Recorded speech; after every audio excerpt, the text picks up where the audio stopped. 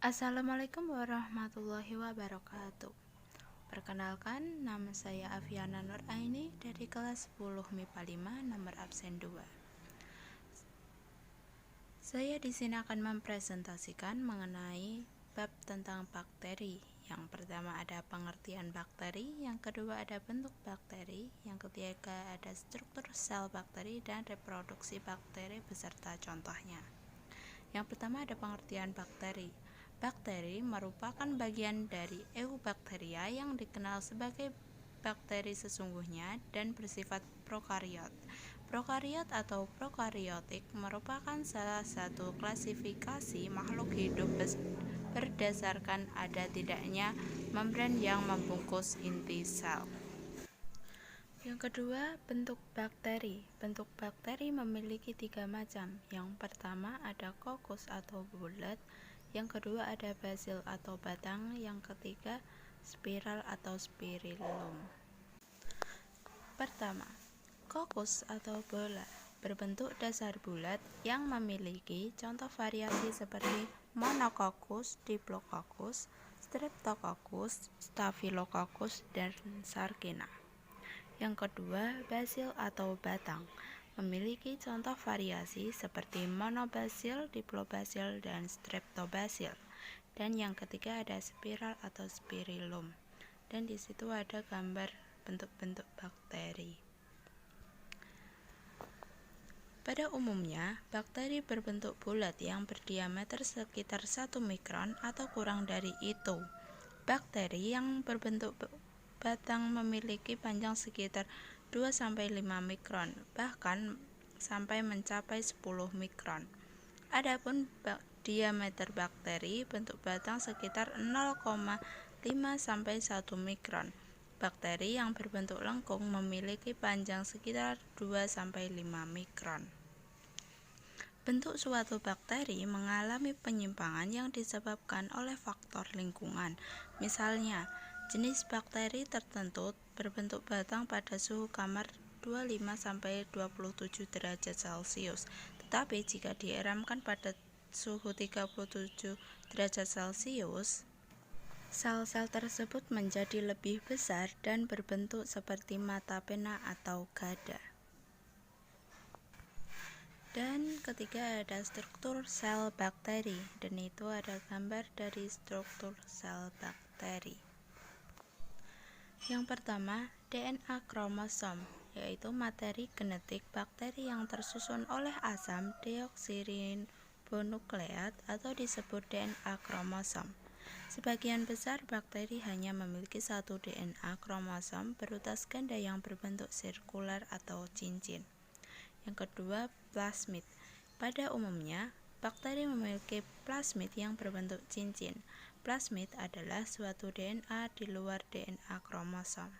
Yang ketiga, sitoplasma.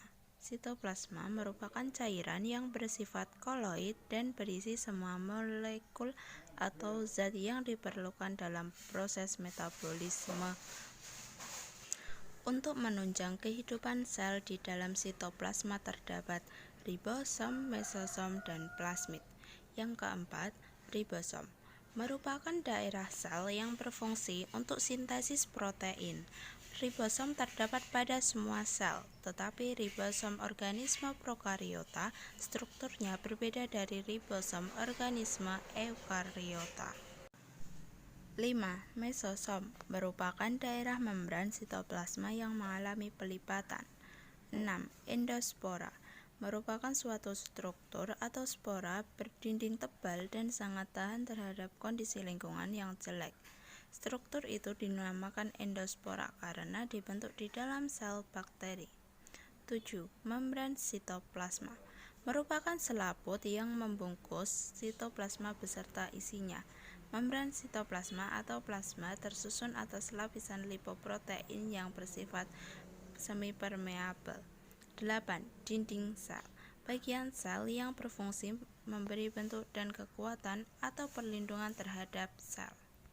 9. Kapsul merupakan lapisan lendir yang menyelubungi dinding sel yang berfungsi untuk pertahanan diri dan cadangan makanan.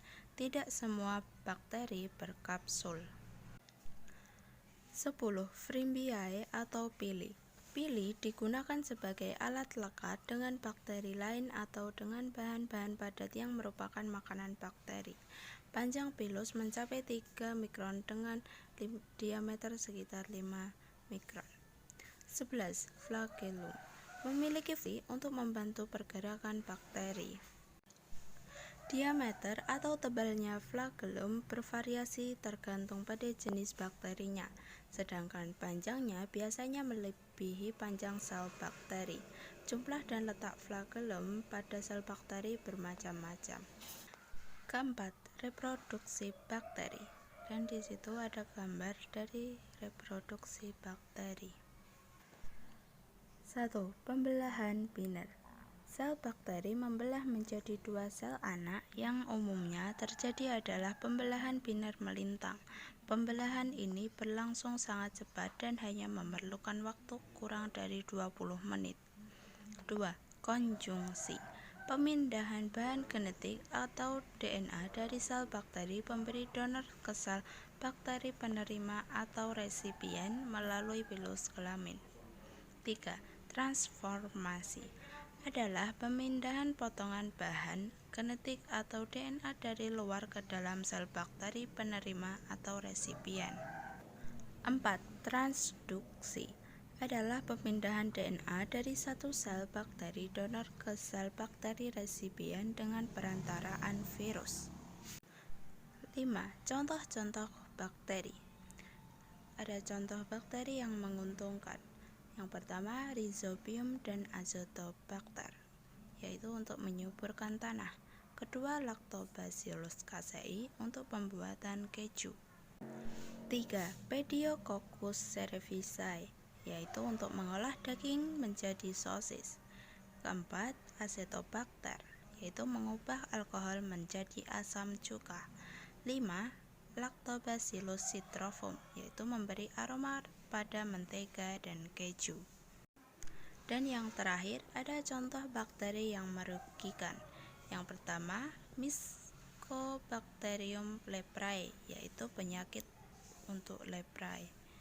Yang kedua ada Bacillus anthracis, penyakit untuk antraks. 3. Pseudomonas cocovenenas, yaitu menghasilkan asam bongkrek terdapat pada tempe bongkrek. 4. Clostridium botulinum, yaitu menghasilkan racun botulinin terdapat pada makanan kaleng. 5. Leuconostoc mesenteroides, itu penyebab pelendiran pada makanan. Thank you for watching the video, dan jangan lupa like, comment, and subscribe. Wassalamualaikum warahmatullahi wabarakatuh.